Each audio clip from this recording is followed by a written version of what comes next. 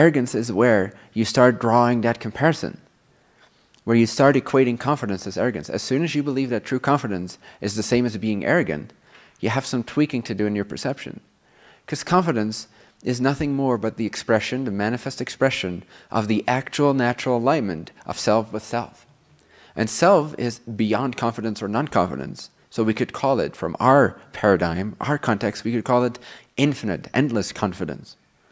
But to itself, it's not confidence or not confidence, because it doesn't know that limitation of insecurity.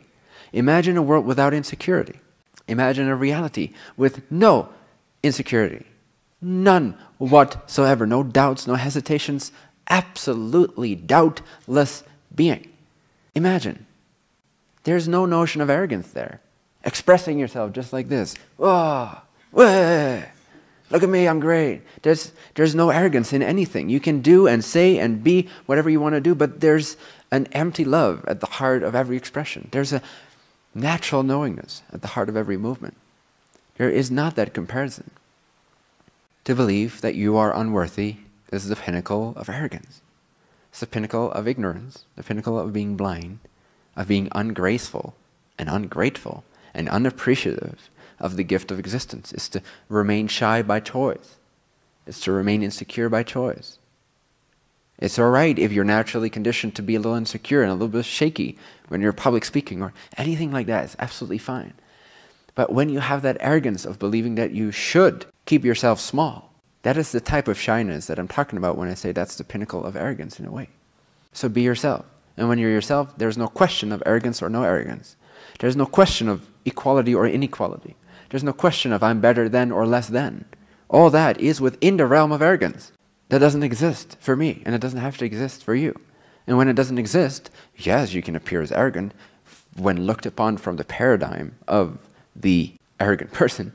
It's only the arrogant person that will see you as arrogant when you're truly non-arrogantly confident. That makes sense. So what? Doesn't matter. Don't listen to other people. Don't listen to your friends, don't listen to your parents, don't listen to your peers. Or as Max put it the other day, if you listen to your parents, it's like listening to your kids. Don't listen to your parents. Don't live according to your parents, because you won't take advice. You wouldn't take advice from your kids when it comes to these real things, right? When you know, no, this is obvious. I'm not talking about spiritual instruction. Right now, yes, take advice from your kids. This is a great wave of a new generation of master Da Vinci's. So yes, old stagnant people, pay attention. I'm talking to nobody here, obviously, because you're all very flowing and malleable and free. You're not stagnant in that way. But all arrogant parents out there, if there's anyone listening, again, I doubt it because you're my audience, but if there would be any one of you out there that is thinking it knows better than their natural, the innate wisdom of their kids, please, please, please open that up, because there's such a gem there to be discovered. I'm not kidding when I say there is an actual reality to the new generation of kids coming in with a different body, a different makeup, a different type of energy makeup, and they remember much more than you did, than you do, and so let them teach you. But other than that, the analogy stands, that if you take advice from your parents, if you try to live according to your parents' wishes, it is like taking advice from a kid, because that's what they are.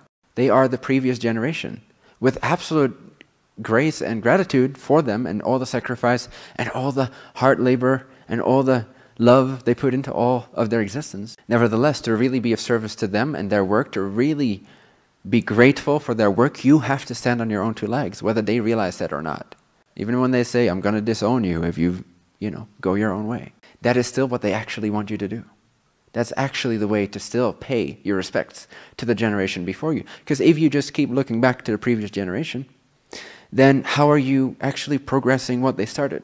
Not, you're killing it right there. All their hard work gone at your generation because you look backwards instead of forwards.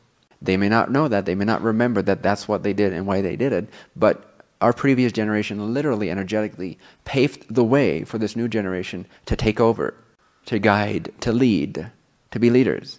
Whether or not these parents realize that with their conscious brain. Doesn't matter. You know that. You realize that. And this goes for anyone of any age that feels tied to any kind of personal relationship. The same analogy applies. Don't do it. Be yourself. Be free. Go forward. Continue their work. Don't stagnate. Don't look back at how they did it. Okay?